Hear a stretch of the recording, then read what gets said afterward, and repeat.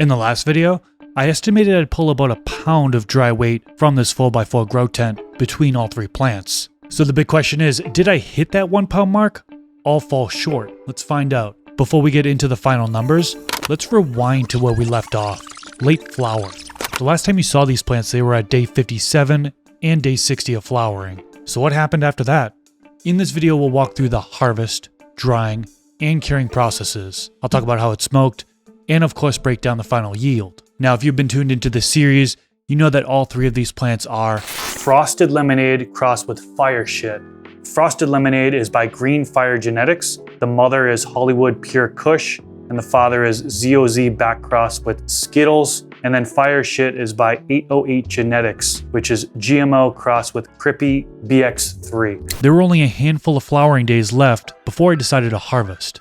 I ended up harvesting the two plants in soil on day 64 and the plant in DWC on day 61.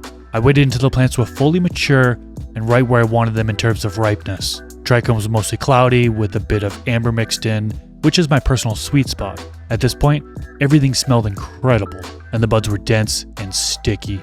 Always a good sign going into the dry. I chopped each plant down and hung them in my 4x4 grow tent to dry. Thanks to VivoSun for hooking me up with the equipment for this and for sponsoring this grow series.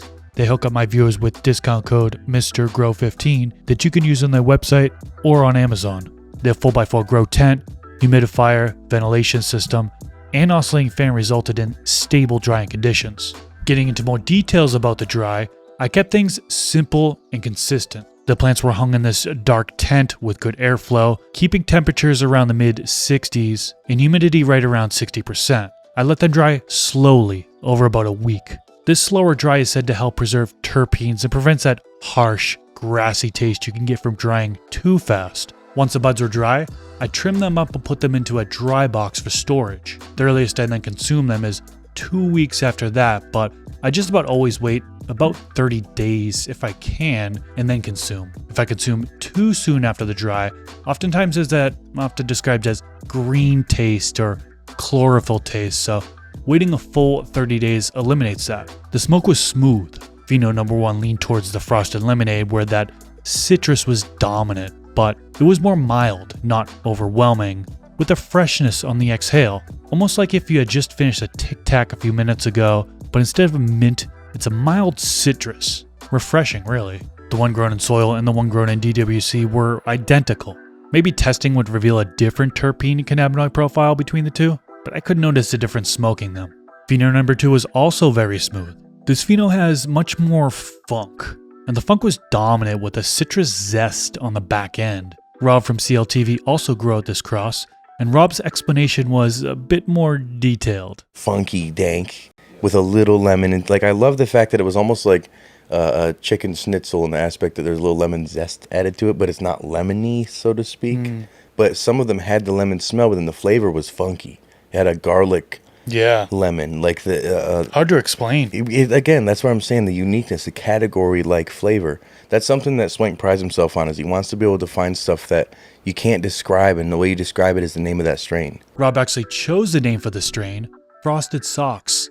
And thinking about what I got from pheno number 2, I think the name fits it nicely. Such a hybrid between the two, but it leaned a lot more on the fire shit. Definitely. With just that exhale back end of the sweet, lemony funk. It's like when you have food that isn't separate ingredients that you'd mess with, but then together you're like, that hits. I would never eat it alone. If you told me what it was, I wouldn't have taken a bite. But now that I did, maybe that's just me because I'm the poverty palate guy. But it's amazing what has come out of this, and I think the savory deep funk that's hit is what I like the most. And the female that was in there, the one that I liked the most, came out like a teriyaki chicken, beef jerky, armpit, bad breath sock drawer combo. It was nasty but good. So did I get a pound or more from this plant? Not quite, but I was pretty close. Final yield on these 3 plants total was 12 ounces. That's dry weight and doesn't include any trim or larf. I'm happy.